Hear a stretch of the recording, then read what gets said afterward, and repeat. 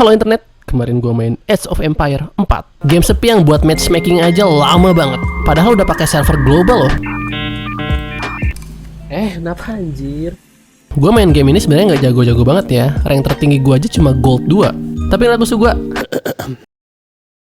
Di sini gue pakai Civilization Friends karena menurut gue ini yang paling mudah. Oke, kita udah masuk loading screen. Di sini gue beraliansi dengan merah dan pink, dan musuh kita ada biru, hijau, dan kuning. Loading gue paling lama anjir. Oke, kita udah masuk game. Hal pertama yang harus kalian lakukan saat udah masuk game adalah cari domba sebanyak mungkin.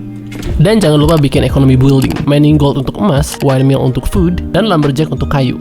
Setelah ekonomi kalian cukup, kalian udah bisa langsung edge up ke edge selanjutnya, alias kalian udah bisa naik peradaban ya, dari peradaban 1 ke peradaban 2. Untuk menaikkan peradaban, kalian butuh 400 food dan 200 gold untuk membuat building. Setelah kalian membangun landmark, kalian udah bisa menciptakan prajurit kalian sendiri. Sebagai player yang ramah terhadap newbie, jadi kita langsung serang aja mereka.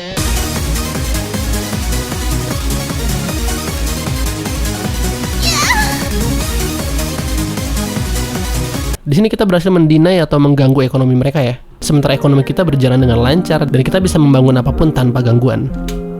Setelah ekonomi kita terbangun, saatnya kita menciptakan banyak prajurit untuk menyerang kembali. Tapi pastinya musuh juga udah siap akan serangan kita. Jadi mereka pasti udah menciptakan pasukan mereka sendiri. Di sini kita bisa lihat mereka membuat spearman ya untuk menghadapi pasukan kavaleri gua. Karena dalam mekanisme sistem AOE, kavaleri lemah terhadap spearman. Karena pasukan gue banyak ke kavaleri, akhirnya mereka membuat spearman. Dan pertanyaannya, bagaimana cara gue untuk menghandle spearman mereka? Gue menggunakan archer untuk membereskan spearman mereka sebanyak mungkin. Setelah membereskan spearman mereka, saatnya kavaleri gue maju untuk merecokin villager mereka. Tapi pasti tidak akan semudah itu ya, soalnya pasti pasukan kita akan diganggu oleh pasukan musuh. Tapi setidaknya mereka berhasil direcokin lah. Dan di sini kita lihat, mereka berani-beraninya bikin ekonomi dekat pasukan kita. Ya matilah mereka. Tapi tiba-tiba pasukan musuh datang. Dan mereka sekarang dibantu sama pasukan kuning ya. Langsung bikin rem lah. Tentu aja kavaleri gue di sini mati disodok sama spearman. Sekarang kita akan mencoba untuk menyerang dengan wave kedua. Tapi ternyata pasukan musuh juga ngegangguin kita. Nggak cuma pasukan hijau ya, pasukan kuning juga ikut terbantu dari dua sisi. Tapi untungnya di sini gue dapat bantuan dari pasukan pink teman gue. Dan bentrokan antara mereka pun tidak bisa terhindarkan. Cuma di sini kita kalah jumlah ya, pasukan kita banyak yang mati.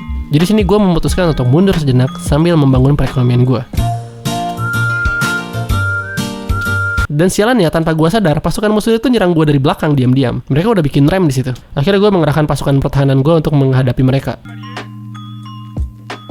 Untung ya, pasukan pink itu peka untuk memberikan bantuan ke gue. Sementara di sisi lain, pasukan gue dihadapkan dengan dua pasukan sekaligus. Akhirnya gue memutuskan untuk mundur sejenak. Tapi setidaknya di sini, sementara kita sibuk dengan pasukan hijau dan kuning, pasukan merah teman kita berhasil menghandle pasukan biru ya. Pasukan kuning memberikan bantuan kepada pasukan hijau dengan siege engine. Jadi di sini kita harus memutus pasokan bantuan itu ya. Sebisa mungkin kita harus hancurkan siege engine pasukan kuning, biar nggak bisa nge-backup pasukan hijau. Gue juga di sini sedang mempersiapkan pasukan gue untuk menyerang pasukan hijau. Tapi saat gue sedang mempersiapkan pasukan, tiba-tiba pasukan hijau datang nyerang pasukan gue. Sementara pasukan gue belum siap semua. Akhirnya bentrok. Untungnya pasukan gue udah bikin siege engine, jadi setidaknya siege engine gue itu bisa nge-support infanteri dan cavalry. Tapi itu aja nggak cukup, soalnya pasukan kuning juga ikut nyerang gue. Jadi sekarang gue dikeroyok sama dua pasukan sekaligus. Saat pasukan gue udah kewalahan menghadapi dua pasukan sekaligus, untungnya pasukan pink itu peka untuk bantuin gue. Tapi beberapa pasukan hijau berhasil menembus pertahanan pasukan pink ya, dan mereka bergegas untuk mengganggu ekonomi kita. Tapi gue nggak akan membiarkan itu. Akhirnya pasukan kuda gue mengejar pasukan onta mereka. Dan saat mereka udah terpojok, akhirnya bentrokan antara pasukan kuda gue dan pasukan onta mereka pun terjadi. Di sini pasukan hijau berhasil dineutralize oleh pasukan kita ya. Dan di saat yang bersamaan, pasukan pink juga memberikan serangan balasan ke markas pasukan hijau. Jadi di sini tugas gue adalah memberikan bantuan untuk pasukan pink. Tapi pasukan hijau dan kuning ini keras kepala ya. Mereka masih bisa bertahan atas serangan gue dan pink yang bertubi-tubi. Salah satu kunci kemenangan mereka adalah giant bomber ini yang punya damage tinggi. Jadi sebisa mungkin kita harus hancurkan giant bomber ini. Oke, saat giant bomber sudah hancur, tidak ada lagi yang menakutkan. Di sini jangan lupa kita harus hancurkan bangunan military production mereka, biar mereka nggak bisa menciptakan pasukan. Dan jangan lupa juga untuk hancurkan ekonomi mereka, biar mereka nggak bisa bikin bangunan lagi. Akhirnya pasukan kuning menyerah ya, tapi pasukan hijau itu masih keras kepala untuk terus bertahan. Setelah mengalami serangan yang bertubi-tubi dari pasukan gua dan pasukan pink, serta pasukan merah yang udah siap untuk membantu, akhirnya pasukan hijau juga menyerah. Dan ini artinya kemenangan untuk kami. Hijau ini dia nggak nyerah sampai akhir, dan dia masih bisa nge-push kita waktu pas. Tapi gua akuin pertarungan mereka itu bagus, pertahanan mereka itu oke banget. Oke, segitu dulu konten Age of Empire dari gua. Tiga lawan tiga Sampai ini. ketemu di konten-konten berikutnya. 3-3. Dan mereka